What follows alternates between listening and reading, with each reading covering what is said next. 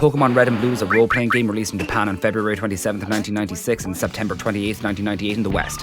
Released for the original Game Boy, which itself came out on April 21st, 1989, and in other places on these dates, it was directed by Satoshi Tajiri, who was born on August 28th, 1965 in Japan and is yet to receive an international release. Come on, Reggie, get your fucking act together. Actually, in Japan they were called Pokémon Red and Green, and it really wasn't just Satoshi Tajiri at the helm. Game Freak was founded by two guys, the other being Ken Sugimori, responsible for most of the Pokémon and artwork in the early generations. He's even still working on the series today as the art director for the entire franchise. What?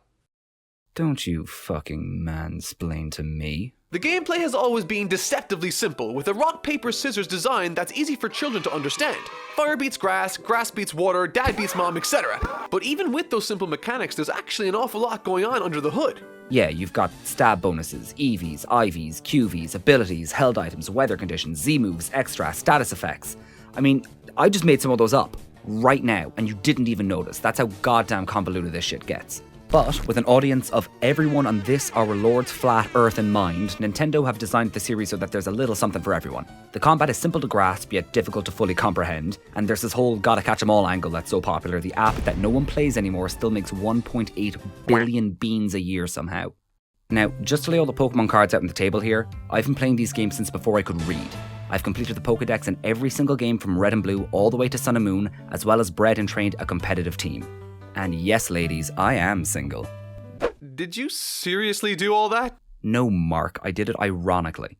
So, now that I've successfully ruined my chances of any woman ever finding me attractive ever again, let's see if I can't dig this hole any deeper by overanalyzing data that nobody asked for.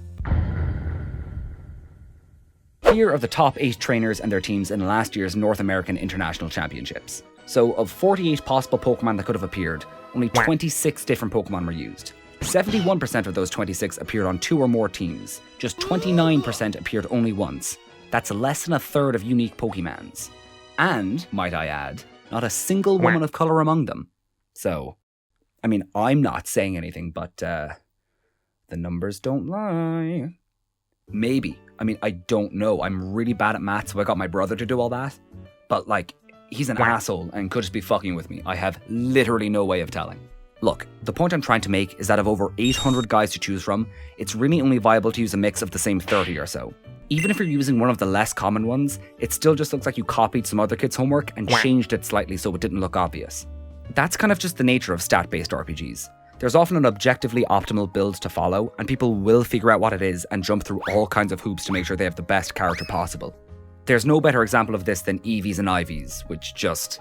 Ugh, fuck, Mark, can you explain this shit? Hello and welcome to TotallyNotMark's fun guide to EVs and IVs. As a man who up until last night thought EV was a Pokemon and IVs were those bags of mystery fluid in hospitals, I feel woefully underprepared for this job. But damn it, I'm gonna make up for it with enthusiasm. So, EVs and IVs stand for effort values and individual values respectively. Each Pokemon gets a total of 510 EVs and between 0 and 31 IVs, but that's hippy-jippy mumbo-jumbo you don't need to worry about. Just think of it like this. EVs are how effectively your Pokemon hits the gym, and IVs determine whether or not they're autistic. Tom, I can't read that one. You gotta edit that part out, yeah? Cool.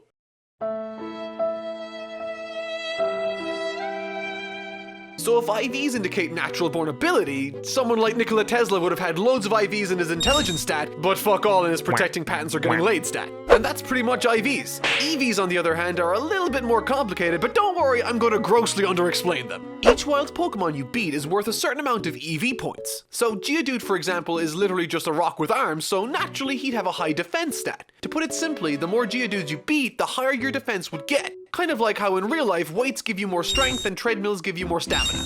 Now, what makes this interesting is that originally a Pokemon's EVs and IV stats were kept hidden from the player. The reason they even existed in the first place was to make sure each Pokemon was unique. For example, if you and a friend both picked Charmander at the start of your games, by the time they both evolved into Charizard, they would have drastically different stats to each other, even if they were both on the same level. Now, of course, once people figured this out, it had the exact opposite effect. Now people wouldn't have unique Pokemon, they would instead spend hours specifically breeding and training them to have the best relevant stats possible. And doesn't that sound like a fun game for kids?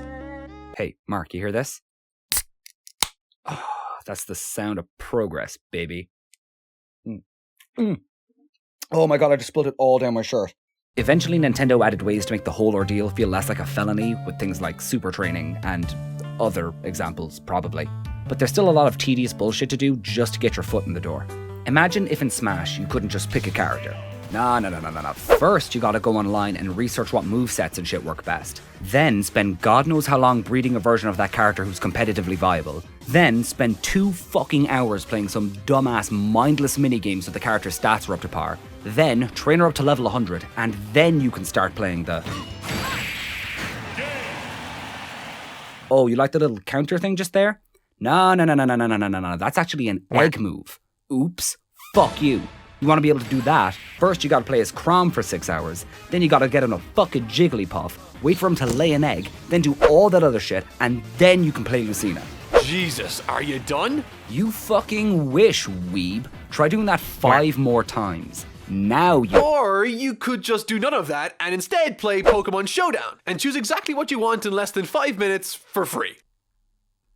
Oh, you're gonna be a jerk about this, aren't you? Oh, you betcha. I mean, I can't think of a single reason to grind out 40 plus hours in a game you spend 50 squids on when you can just do this for 0 squids.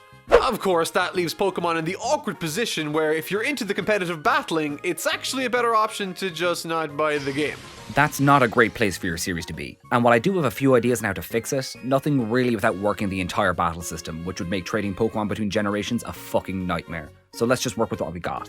There's already an option to get the best possible version of your Pokemon in minutes, so that's what we're competing with. And while the super training is a nice gesture, all it really does is reduce the 10 hours of tedious bullshit to 2 hours of tedious bullshit. It needs to be at least as simple as this. So just give people a menu where they can customize their Eevees at will. Digimon World had a gym area in the second screen of that game that basically allowed you to do the exact same thing, and it was super satisfying. You're already halfway there with super training, now you just gotta fully commit.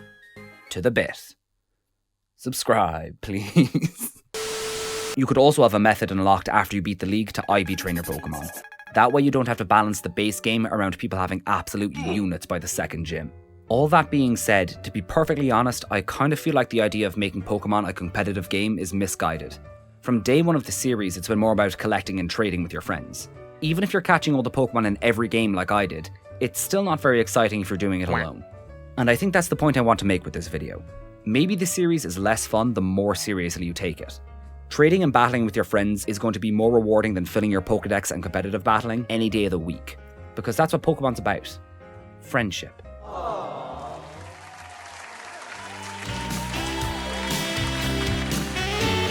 Now, with all that nerd shit out of the way, I want to talk about something a little more artsy-fartsy. Let's play Spot the Difference. Here's some gameplay from 2013's Pokemon X and Y. And now, here's some gameplay from 2016's Sun and Moon.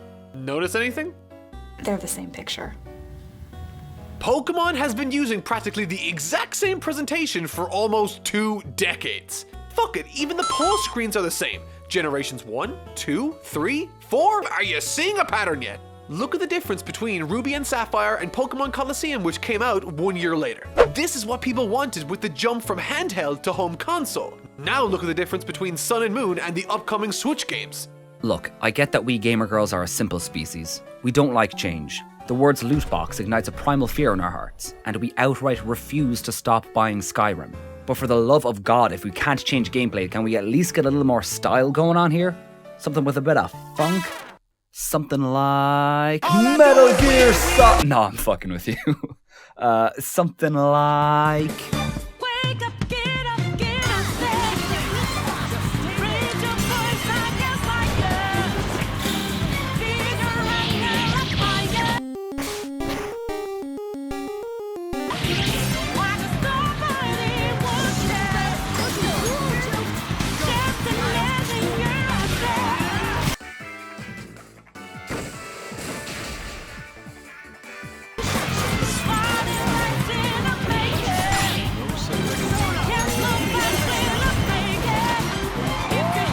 Look, ideally you could revamp the whole system and have everyone entirely animated and moving around between attacks. But as of the release of this video, there are currently 1 million different Pokemon. 1,000,003 if you count the newly revealed starters. So setting aside a budget for unique contextual animation for each of them, I think is money best spent elsewhere. Like on one of those Men in Black memory eraser thingies to use on the design team. Maybe that way Sugimori and co will stop designing Pokemon to look like reanimated plushies that sprung forth from a bucket of unicorn shit.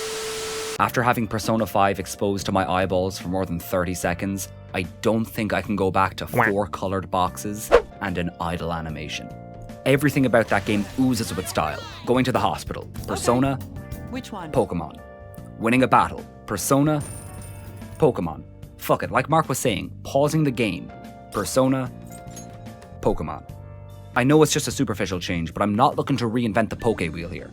One of the absolute highlights of Black and White for me was the critical health theme. So, imagine you're hanging out with your fucking Weedle or whatever, and some asshole decides to deploy a tactical flare blitz from a level 89 Arcanine in your Route 2 bug catcher ass. Which of these sounds more accurately conveys how fucked you are? Option number 1? Or option number B?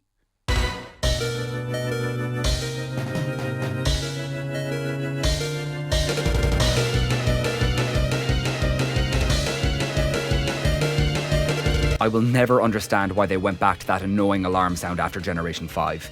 I mean, I'm okay with things staying the same throughout a series, but this isn't the same. It's stagnant.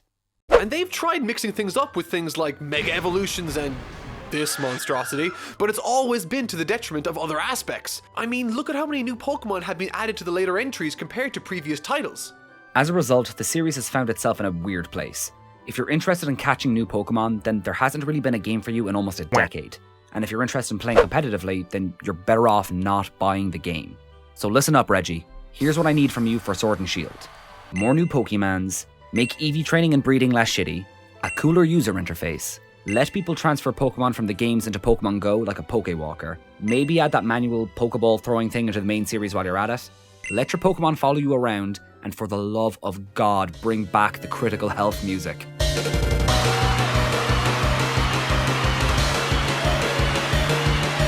Anyways, that's all the time we have for today, so join us next time when our topic will be... Oh, can I do the joke? I want to read it, please. Ugh, fine. Yes! Okay.